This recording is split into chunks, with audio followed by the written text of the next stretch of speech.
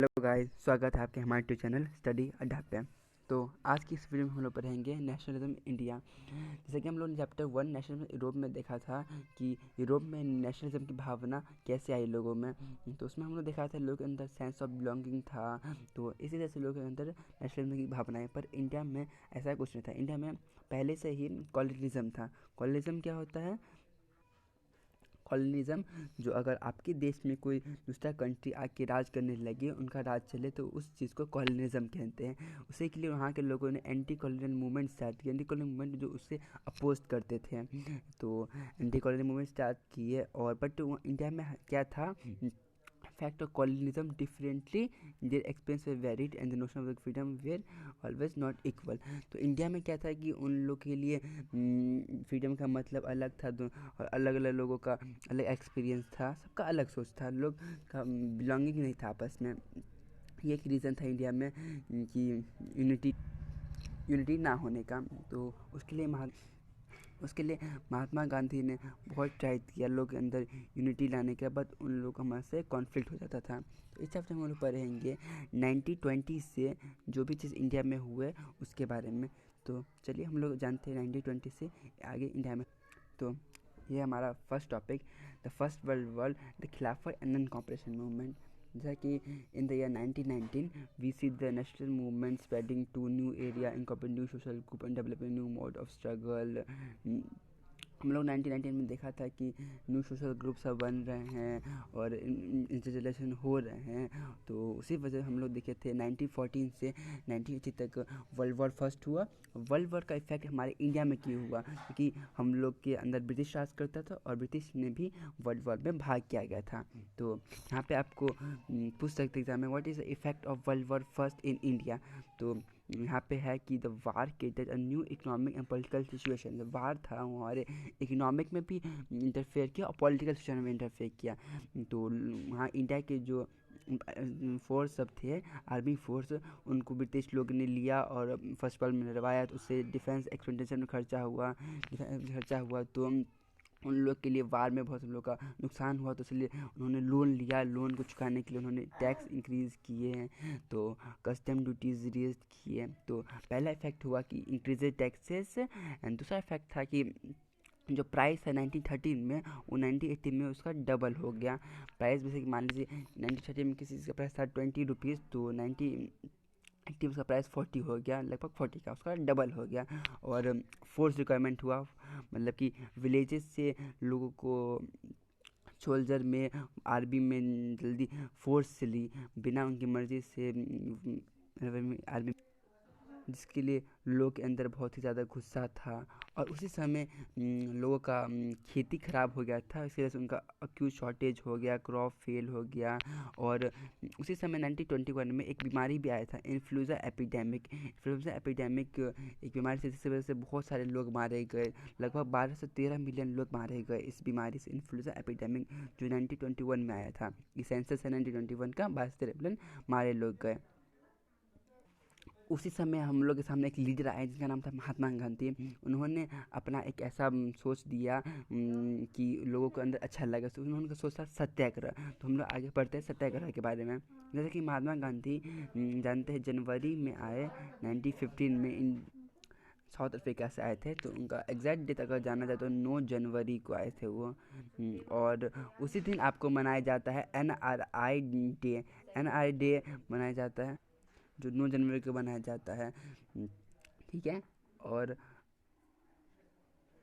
जैसे कि south Africa में महात्मा गांधी ने रेसिस्ट एग्ज़ाम रिज़ाइम किए, नोबल मैथड एगेशन, मास एगेशन। रेसिस्ट एग्ज़ाम होता है कि साउथ अफ्रीका में कलर पे भेदभाव था, तो उसके लिए उन्होंने लड़ाई किया, जिसने उन्होंने नाम दिया सत्याग्रह का।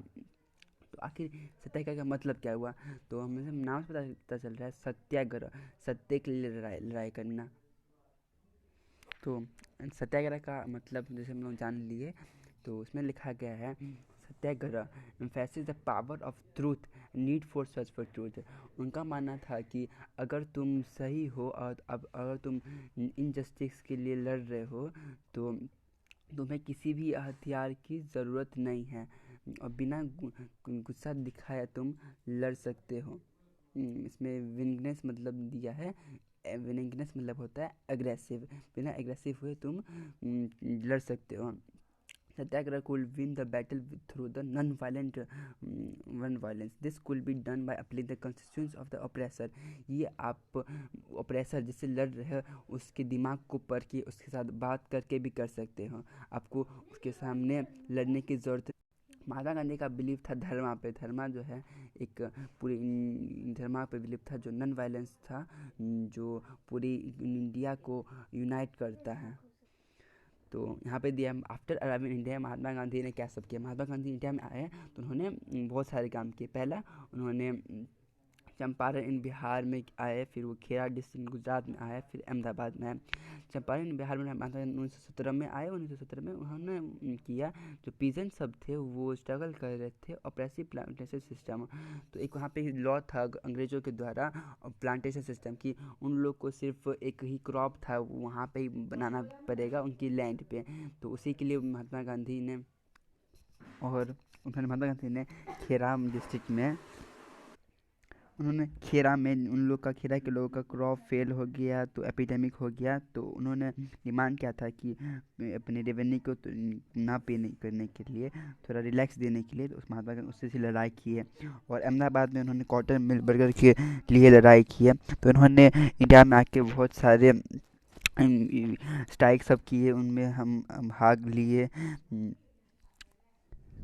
1918 में उन्होंने ये सब किया। फिर 1919 में सरकार ने रोवल एक्ट लागू कर दिया, रोवल एक्ट। फिर रोवल एक्ट के अगेंस्ट महात्मा गांधी ने भी स्ट्राइक शुरू किया। आखिर रोवल एक्ट था क्या? रोवल एक्ट जो था एक लॉ था जो उनके द्वारा शुरू किया गया था। उसमें power it gave the government enormous power to repress political continuity and allow detention and political prisoner without 2 or 3 trial. Okay year इसमें था कि सरकार के पास पावर था कि वो किसी भी लोगों, किसी भी पॉलिटिकल पार्टीज़ को, किसी भी लोग को ले सकते और बिना ट्रायल के 2 साल तक जेल में रख सकते हैं, जो कि बहुत ही ज़्यादा गलत लॉ हुआ। तो महात्मा गांधी को इसी चीज़ को देखे लेकिन उन्होंने एक नॉन वायलेंट मूवमेंट स्टार्ट किया जिसका नाम था सिविल डिसोबीडियंस मूवमेंट, जो उन्होंने स्टार्ट किया था 6 अप्रैल को। 6 अप्रैल को उन्होंने हड़ताल स्टार्ट किया। हड़ताल में उन्होंने बहुत सारे रैलीज लगाए शहर में और स्ट्राइक पे गए, रेलवे बंद कर दिए और उन्होंने जो भी कम्युनिकेशन के साधन थे सब कुछ बंद कर दिए। तो ये देख के ब्रिटिश को भी गुस्सा आ गया। ब्रिटिश लोगों को उन्होंने भी बहुत सारा उसका उल्टा जवाब दिया। तो उन्होंने लोकल लीडर्स को पिक किया अमृतसर से, और महात्मा गांधी को लोकल लीडर को पिक किया अमृतसर से, और महात्मा गांधी को दिल्ली जाने से मना कर दिया। फिर 10 अप्रैल को अमृतसर के पुलिस जो थे वो बैंक पे जाके, पोस्ट ऑफिस पे जाके, रेल पे जाके उनको मारने लगे लोगों को। बहुत ही एक हार्श ट्रीटी किया। और उसके बाद उसी को देख के सरकार ने एक मार्शल लॉ लागू कर दिया जो इसको जनरल डायर कमांड कर रहा था। फिर क्या हुआ 13 अप्रैल को एक इनफेमस जलियांवाला बाग इंसिडेंट हुआ, जो कि पंजाब में जलियांवाला बाग है, एक गार्डन है, वहीं पे हुआ था। तो उस दिन क्या हुआ था, एक बैसाखी का मेला लगा था। तो वहाँ पे बहुत सारे लोग गैदर हुए थे in the ground of Jallianwala Bagh. Some came to protest against the government, कुछ लोग गवर्नमेंट के प्रोटेस्ट करने के लिए आए थे, और कुछ लोग एनुअल जो बैसाखी का मेला होता है उसको अटेंड करने आए थे। और कुछ लोग को तो मालूम ही नहीं था कि ये कोई लॉ भी इम्पोज किया गया है, तो उन लोग अनअवेयर थे इन सबसे। तो अचानक डायर एंटर किया एरिया में और वो गेट बंद कर दिया और उन्होंने एकदम फायर स्टार्ट कर दिया। उसमें बहुत सारे लोग मारे गए। फिर उसका एक एम था इस करने के लिए उसके एम था कि वो एक मोरल इफेक्ट फैलाना चाहता था लोगों के अंदर, एक डर फैलाना चाहता था, जो सत्याग्रह उन लोग के दिमाग में महात्मा गांधी ने भर दिया था, उसी के लिए उन्होंने डर फैलाया। फिर जैसे कि लोगों ने जलियांवाला बाग न्यूज़ में पढ़ा तो सब स्ट्राइक करने लगे और क्लैशेस हो गए पुलिस और लोगों के बीच में। फिर गवर्नमेंट में भी उसका ब्रूटल रिप्रेशन किया।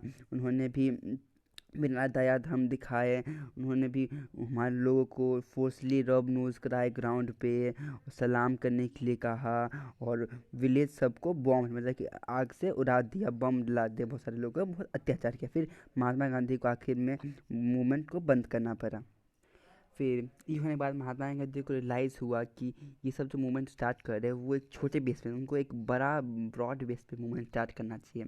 इसलिए उनके दिमाग में आया कि अगर वो हिंदू और मुस्लिम को इकट्ठा करके लड़े तो एक वो कुछ फ़ायदा करे। इसलिए उन्होंने एक खिलाफत इशू स्टार्ट किया।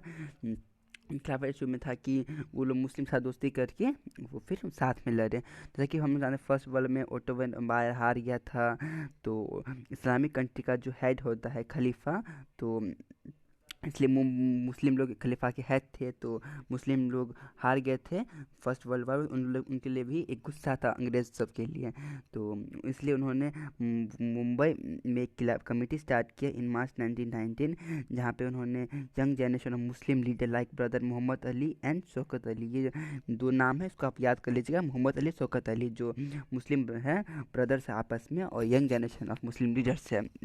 उन्होंने महात्मा गांधी से डिस्कस किया। फिर उन्होंने सोचा कि एक मास एक्शन हम लोग को करना चाहिए। फिर महात्मा गांधी की अपॉर्चुनिटी देखी कि Muslim leader under umbrella of United Nation movement, उन्होंने देखा कि हम लोग एक छाता बना सकते हैं, आपस में एक यूनिफाइड होकर एक मूवमेंट स्टार्ट कर सकते हैं। तो आखिर में इसका फ़ायदा हुआ। कलकत्ता सेशन जो कांग्रेस में हुआ था 1920, उन्होंने सभी कांग्रेस से सभी लीडर से बात करके उन्होंने एक कन्वेंस कर लिया कि हमें एक मूवमेंट स्टार्ट करना चाहिए Khilafat as well as for Swaraj. इसका नाम था नन कॉम्परेशन मूवमेंट। ओके, तो हम लोग जानते हैं नन कॉम्परेशन मूवमेंट। तो महात्मा गांधी ने अपनी बुक में हिंद स्वराज, ये पूछ सकते हैं आपको कि हिंद स्वराज किसने लिखा, महात्मा गांधी ने लिखा। उसमें लिखा था कि महात्मा गांधी ने लिखा था, उन्होंने उसमें लिखा था कि इंडियन लोग जो होते हैं वो अपनी करतूत की वजह से ऐसे सरवाइव किया, अगर वो चाहते तो वो सारे रिफ्यूज हो जाते, सब कोलैप्स हो जाते और उन पर आक्रमण करने लगते, उनका कहना ये था। इसलिए उन्होंने नन कॉपरेशन मूवमेंट स्टार्ट किया। नन कॉपरेशन मूवमेंट में क्या था, उन लोग को बॉयकॉट करना था। बॉयकॉट मतलब कि सिविल सर्विसेज, आर्मी, पुलिस, अकर, जो भी चीज़ थे लोग में, जो सिविल सर्विस जो अकर था, जो पुलिस आर्मी था, लेजिस्लेटिव काउंसिल था, सब कुछ को वो लोग बॉयकॉट करने लगे।